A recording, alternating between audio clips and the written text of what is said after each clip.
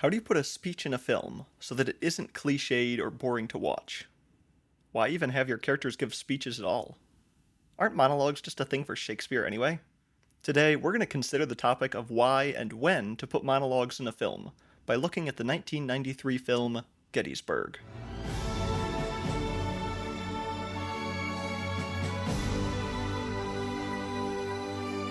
Gettysburg is one of those historical epics that just don't seem to get made anymore. Based on the novel The Killer Angels by Michael Schirra, the film tells the story of the Battle of Gettysburg during the American Civil War. Remarkably even-handed in its presentation of both sides of the battle, it is one of the best films about the American Civil War due to its stirring soundtrack,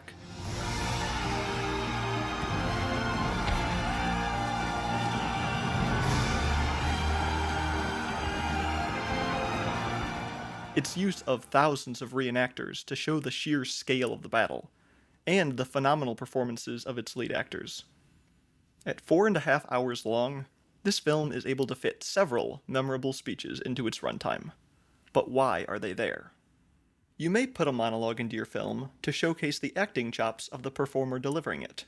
This film has some excellent actors, so this may be a contributing factor. However, generally you want more of a reason for a speech than just to let your actors show off. One of the best reasons for a speech is to set up the stakes for a coming scene, or to explain something to the audience in an in-character way by explaining it to the other characters in the film. In General Buford's speech before the first day of battle, General Buford explains why they need to fight there and then. In the film, he's giving reasons to his subordinate, but in so doing, he's also delivering exposition to the audience. Now, I know exposition is kind of like a bad word nowadays, but it's not actually a bad thing to have in your film. The reason people hate it is because there's so much poorly delivered exposition out there. So poorly delivered exposition, or exposition that's just shoehorned in awkwardly, is a problem. But in this case, the exposition is delivered in a seamless manner through Buford's speech about the coming battle. Too fat to talk too much. Not only do we learn why Buford wants to fight here, we also learn some background about previous battles in the war through his foresight of what will happen. We will charge valiantly and be butchered valiantly.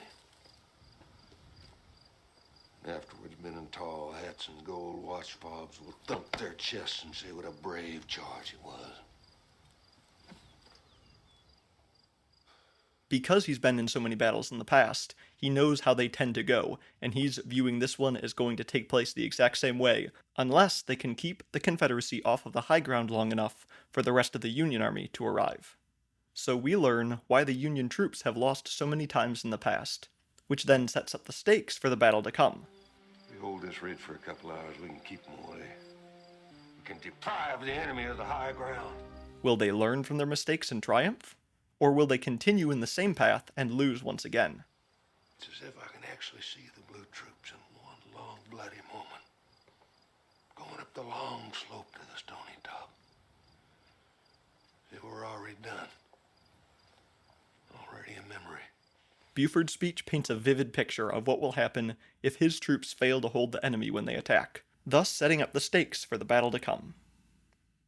Once you've decided why to put in a speech, how do you make sure that it succeeds?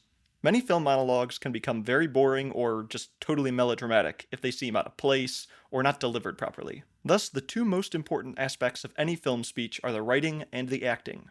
First, the words of the speech must fit the moment and the character. If the character isn't the type to give grandiose speeches with lots of big words and fancy phrases, then it will seem off-putting to have them suddenly start spouting such things.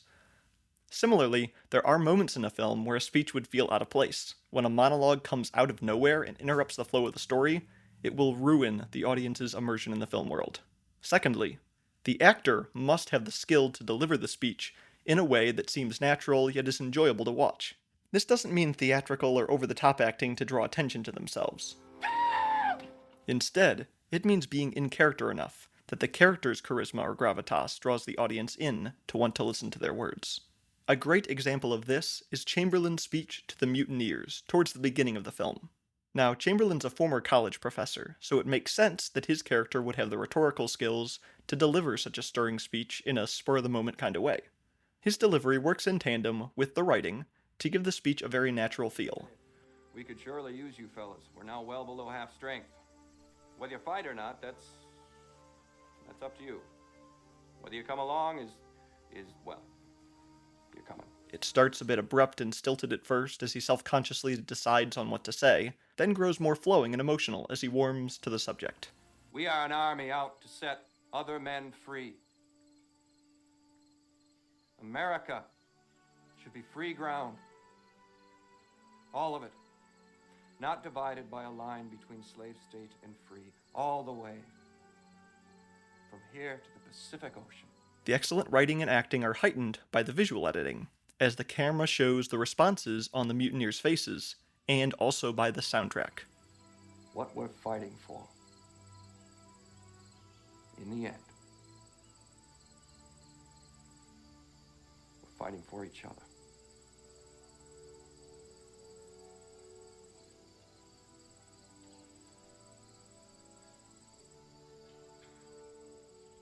As in many other situations in a film, if you really want to drive home emotion to the audience, show characters' responses to actions, and use music to support the mood you're creating.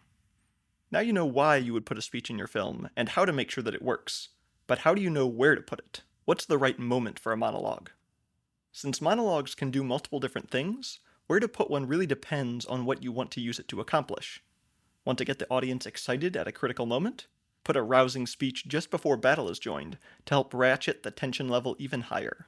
Want to help the audience know how to react to something important that happened in the story? Have a character deliver a monologue that wraps up what just happened or explains how they're feeling in order to communicate that emotion to the audience. Or, as in our final example from Gettysburg, put in a speech in the quiet moments before the climax to set expectations for what's to come and get the ball rolling on building that tension. Can you take that bridge?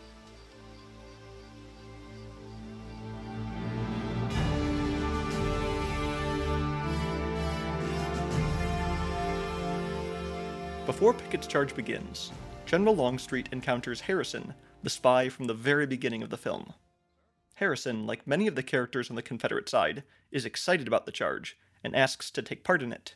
Longstreet, as seemingly the sole voice of caution, then gives a monologue that, like Buford's, sets the audience's expectations for what's to come. However, unlike Buford's dour predictions of the consequences of failure that don't end up coming to pass, Longstreet's prediction of what will happen is spot on. The charge will go almost exactly how he describes it, and the audience will remember his words of warning as the glorious attack is smashed to pieces in the coming scenes. When they cross that road, they'll be under short-range artillery, canister fire, thousands of little bits of shrapnel wiping the holes in the lines. If they get to that wall without breaking up, there won't be many left. Longstreet's somber attitude and pessimistic outlook sets the audience's expectations so that they won't be fooled by the rousing music and stirring visuals when the charge begins.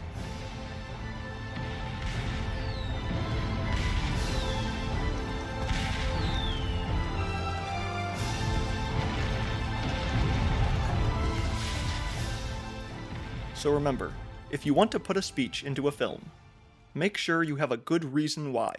You have the words and actor to deliver on the how, and you know when the perfect place for it is in the story. I'm AJ, and I hope you found this lesson from Gettysburg interesting. What other lessons have you learned about filmmaking and storytelling from this film? Leave them down in the comments below, and like and subscribe for more videos just like this one. Now, go out there and create stories.